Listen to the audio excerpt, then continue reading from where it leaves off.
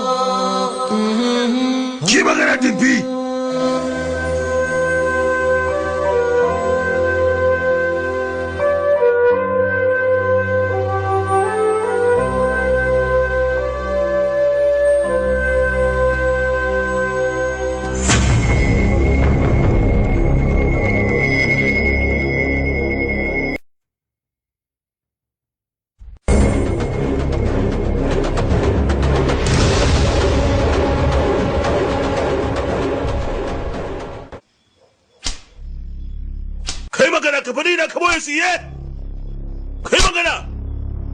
ka bude baki kai magana ba za ka yi ba na ran zai maka magana ba sai na fede kalalanka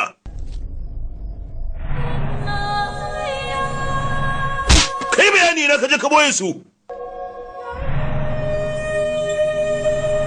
yi magana ka ce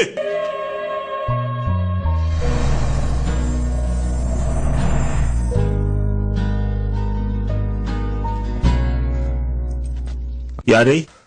me yasa ka dakata haini nishadi ma nake wannan fadan ta wurin kai ne har yanzu fa ni ne Suraj Singh da ya shege mutane 18 a dare daya kawai bayan da nanya ne saboda yata da zuwa yanzu na same ta da ta kasance shekakkiya shin kai tunanin me yasa ba ta gida a yanzu kai abokin kirki ne ko